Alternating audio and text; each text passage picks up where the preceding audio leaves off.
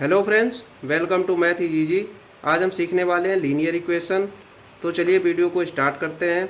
A linear equation is a equation in which the highest power of a variable is always one. It is also known as one degree equation. यानी कि linear equation जो होता है एक ऐसा equation, एक ऐसा समीकरण होता है जिसमें हाईएस्ट पावर ऑफ वेरिएबल, यानी जो वेरिएबल जो होता है इसमें चर राशि जो होती है उसका जो पावर होती है, उसकी घात जो होती है हमेशा वन होती है। और इसे हम कह सकते हैं कि एक ऐसा इक्वेशन जिसकी डिग्री वन हो। आइए हमने एक एग्जाम्पल के माध्यम से यहाँ पे दिखाया है। दो एग्जाम्पल लिए हुए हैं हमने। एक एग्जाम्पल है जिसमें वन वेरिएबल है और दूसरा एग्जाम्पल है जिसमें दो वेरिएबल हैं। यानी कि लीनियर इक्वेशन हमारे एक वेरिएबल का भी हो सकता है, दो वेरिएबल का भी हो सकता है, तीन वेरिएबल का भी हो सकता है, बट उसमें जो वेरिएबल की पावर होती है वो वन होती है। अब आइए इसमें जो a है, b है, x है, इसे क्या कहते हैं इसके बारे में भी जान लेते हैं। तो यहाँ पे देखिए हमने लिख भी रखा है where a is coefficient. Coefficient मतलब होता है गुणांक। जैसे कि अगर यहाँ पे कोई संख्या होगी, नंबर होगा, जैसे 2 हो सकता है, 3 हो सकता है, 4 हो सकता है, जीरो कभी नहीं हो सकता है। अगर जीरो अगर करेंगे यहाँ पे हम तो क्या हो जाएगा, यहाँ पे जो वेरिएबल है उसमें इंटू होगा तो वो जीरो हो जाएगी वैल्यू, यानी कि हमारा कोई इक्वेशन ही नहीं बनेगा फिर।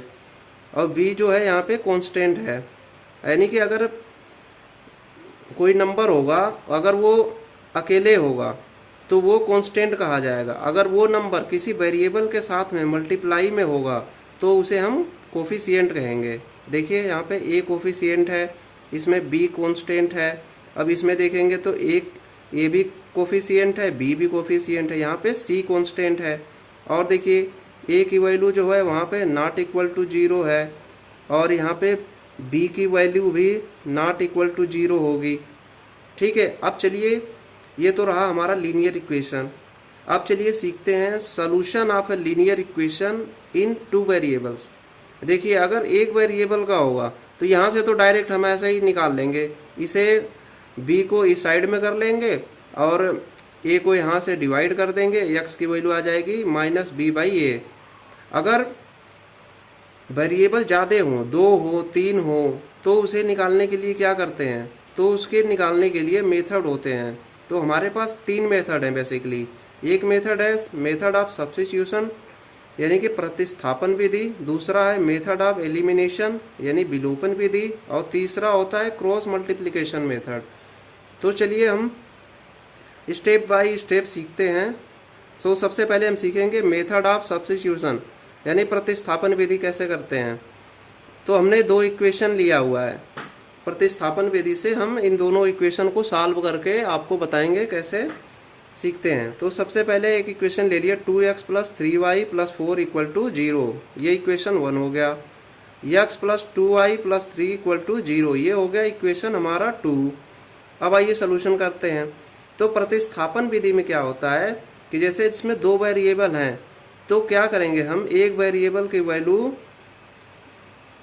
दूसरे वेरिएबल के फॉर्म में आ जाएगी और फिर उसको दूसरे इक्वेशन में पुट कर देंगे और हमें सॉल्यूशन मिल जाएगा। अब जैसे यहाँ पे हम इक्वेशन 2 से अगर x ले लें, यहाँ से x की वैल्यू क्या हो जाएगी, ये बाकी जो टर्म है 2y प्लस 3 इसको हम दूसरे साइड में कर लें, राइट हैंड साइड में कर लें।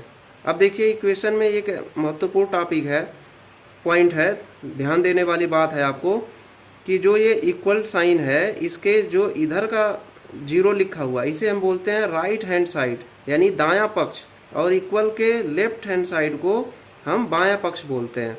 तो हमें क्या करना होता है, सिंपली प्रतिस्थापन विधि में एक वेरिएबल को हम एक साइड में कर लेंगे और बाकी जो शेष हैं वेरिएबल और कांस्टेंट इसको दूसरे साइड में कर लेंगे।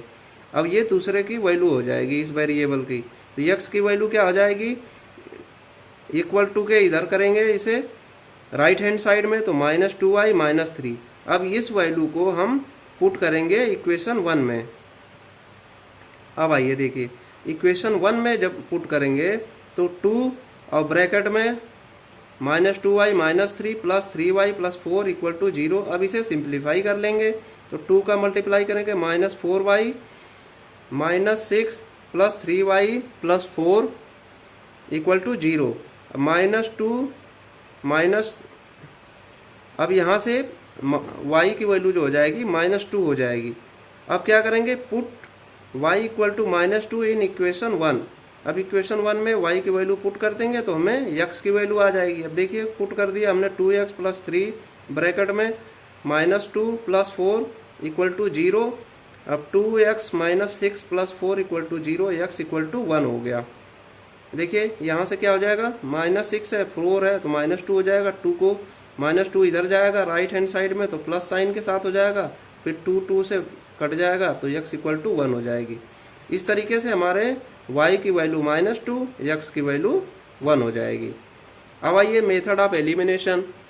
तो हमने सेम एग्जाम्पल लिया हुआ है और मेथड ऑफ एलिमिनेशन यानी विलोपन विधि से सॉल्व करेंगे। देखिएगा आंसर दोनों सेम आएगा। तो चलिए स्टार्ट करते हैं। इसमें क्या करते हैं कि हम दोनों इक्वेशन को लेकर के अब हम चेक करते हैं कि जो x वेरिएबल इसमें है और इसमें y वेरिएबल है, इन दोनों को ऐसा देखा जाता है कि जो दोनों इक्वेशन में किसी संख्या से मल्टीप्लाई करके किसी एक वेरिएबल को हम मतलब एक टर्म को हम बराबर कर लें जिससे उसे एलिमिनेट कर सकें यानी विलोपन कर सकें उसका। तो जैसे कि यहाँ पे 2x है, यहाँ पे x है, अगर हम यहाँ पे 2 से मल्टीप्लाई कर दें तो यहाँ 2x हो जाएगा और फिर इसको सब्ट्रैक्ट कर लेंगे तो क्या हो जाएगा, 2x से 2x कट जाएगा, एक वेरिएबल बचेगा और इधर कांस्टेंट बचेंगे। फिर सॉल्व कर लेंगे तो हमारा y की वैल्यू आ जाएगी। तो चलिए देखते हैं इसको। तो 2x plus 3y equal to -4। अब यहाँ पे इक्वेशन 2 में हमने मल्टीप्लाई कर दिया 2 से, तो 2x plus 4y equal to -6। अब इसे हम सब्ट्रैक्ट करेंगे। अब एक चीज़ यहाँ पे माइंड करने वाली है, जब हम अलजेब्रा में जब सब्ट्रैक्शन करते हैं तो वेरिएबल होते हैं, इसमें कांस्टेंट भी होते हैं, तो इसमें हम साइन प्लस साइन तो शो नहीं करता है तो प्लस प्लस वैसा ही होता है। माइनस साइन जब यहाँ पे हम चेंज करेंगे, घटाएंगे जब, तो माइनस साइन यहाँ पे हम प्लेस करेंगे इसके जगह पे। देखिए यहाँ पे प्लस साइन था तो यहाँ माइनस हो गया, यहाँ प्लस साइन माइनस हो गया, यहाँ माइनस साइन तो यहाँ प्लस हो गया। अब क्या करेंगे, ये दोनों कट जाएंगे और यहाँ पे -4 है तो -4, ये 3 है तो -y हो गया, यहाँ से +6 है, 6 में से 4 गया 2 हो गया, यानी कि y की वैल्यू यहाँ से हमें -2 मिल गई। अब देखिए ऊपर भी हमने -2 ही वैल्यू निकाला था, क्लियर हो गया। अब x की वैल्यू कैसे करेंगे, तो इस y की वैल्यू को हम किसी इक्वेशन में चाहे फर्स्ट में या सेकेंड में रख देंगे तो हमें x की वैल्यू आ जाएगी। अब देखिए पुट इन इक्वेशन 2, इस y की वैल्यू को इक्वेशन 2 में हमने रख दिया तो x की वैल्यू क्या हो जाएगी, x इक्वल टू -3, ये देखिए -3 है और यहाँ पे ये 2y है, 2y को राइट हैंड साइड में ले जाएंगे तो माइनस में हो जाएगा तो -2 ब्रैकेट में -2 तो -3 प्लस 4 इक्वल टू 1 हो गया, यानी यहाँ भी हमारी x की वैल्यू 1 हो गई। इस तरीके से हमने दोनों तरीके से दोनों मेथड से बताया आपको। अब आइए तीसरा मेथड क्या है। तीसरा मेथड होता है क्रॉस मल्टीप्लिकेशन मेथड यानी तिर्यक गुणा विधि। तो इस विधि में क्या करते हैं, सबसे पहले हम देखिए कैसे सीखते हैं इसे। इसके लिए एक सूत्र भी है, फार्मूला भी है, इसे आप याद भी कर सकते हैं। वैसे मैं आपको ट्रिक से बता रहा हूँ कि आपको याद करने की ज़रूरत ही नहीं पड़ेगी। अब देखिए दोनों इक्वेशन दिए हुए हैं, a1x plus b1y plus c1 equal to 0 equation 1, a2x plus b2y plus c2 equal to 0 equation 2। तो x की वैल्यू हमें लेना है तो हम क्या करेंगे, x की वैल्यू लेना है तो x को ऐसे ढक लीजिए। अब देखिए x को ढक लेंगे, अब तिर्यक गुणा करना है तो b1 का गुणा c2 में, फिर माइनस b2 का गुणा c1 में। देखिए b1 c2 minus b2 c1, और फिर अपान में, अब अपान में करेंगे जब तो हम क्या करेंगे, इसको ढक लेना है, c1 c2 को कांस्टेंट को ढक लेना है। अब b2 a1 minus b1 a2, बस यही करना है। अब देखिए y की जब वैल्यू निकालेंगे तो y की वैल्यू के लिए y को ढक लेंगे। अब देखिए c2 a1, पहले इधर से करेंगे c1 a2, C1A2 minus C2A1 minus C2A1 अपान, फिर यहाँ पे अब ये दोनों ले लिया, अब इसको लेंगे हम, तो B2A1 माइनस B1A2। और एक चीज़ आपको याद रखना है कि जो ये नीचे वाला डिनोमिनेटर है ये कभी जीरो से कम नहीं होना, जीरो के बराबर नहीं होना चाहिए। ये अगर जीरो हो जाएगा तो इसकी वैल्यू इन्फिनिटी हो जाएगी, यानी कोई भी वेरिएबल की वैल्यू इन्फिनिटी होगी ही नहीं। ठीक है, अब आइए एक एग्जांपल के थ्रू देखते हैं। एग्जांपल वही हमने लिया हुआ है जो पिछले मेथड में लिया था, मेथड ऑफ सब्स्टिट्यूशन में, मेथड ऑफ एलिमिनेशन में। अब देखिए यहाँ से जब हम सॉल्व करेंगे तब भी हमारा जो x की वैल्यू y की वैल्यू आई है वो सेम आएगी। तो 2x plus 3y plus 4 equal to 0, x plus 2y plus 3 equal to 0। अब देखिए यहाँ पे a1 की वैल्यू हो गई है, b1 की वैल्यू हो गई है, c1 की वैल्यू हो गई है, a2 की वैल्यू, b2 की वैल्यू और ये c2 की वैल्यू हो गई। अब आइए इस फार्मूले में रख देते हैं, x की वैल्यू क्या हो जाएगी, इक्वल टू b1 और c2। देखिए 3 गुणे 3 हो गया, माइनस 2 गुणे 4 अपान, अब इसको ढक लेंगे इसे, 2 गुणे 2 माइनस 3 गुणे 1। अब देखिए यहाँ पे 3 तरीके 9 माइनस 8, 4 में से 3 गया 1, 1/1 इक्वल टू 1, यानी x की वैल्यू 1 आ गई।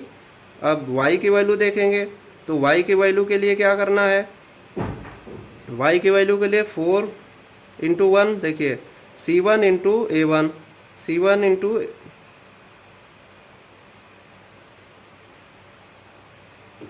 C1 इंटू A2 करना है। ठीक है, C1 into A2 minus C2 into A1, ये कर दिया हमने। अब नीचे क्या करना है, नीचे B2A1 माइनस B1A2। तो देखिए B2A1 हो गया माइनस B1A2। अब देखिए 3 गुणे 1 और 2 गुणे 2। इस तरीके से यहाँ से हमने सॉल्व कर लिया। 4 माइनस 6 अपान 4 माइनस 3, तो माइनस 2 हो गया अपान 1 इक्वल टू -2। यहाँ पे y की वैल्यू क्या हो गई, -2। इस तरीके से देखिए तीनों मेथड से हमने बताया कि जो x और y वेरिएबल हैं उनकी वैल्यू सेम आ रही है। तो हम उम्मीद करते हैं कि ये मेथड आपने सीख लिया होगा और इसमें कोई भी आपको परेशानी की बात नहीं होगी। तो अगर ये वीडियो आपको पसंद है तो वीडियो को लाइक कर दीजिएगा और चैनल पर नए हैं तो चैनल को सब्सक्राइब कर दीजिएगा। मिलते हैं नेक्स्ट वीडियो में। Thank you so much.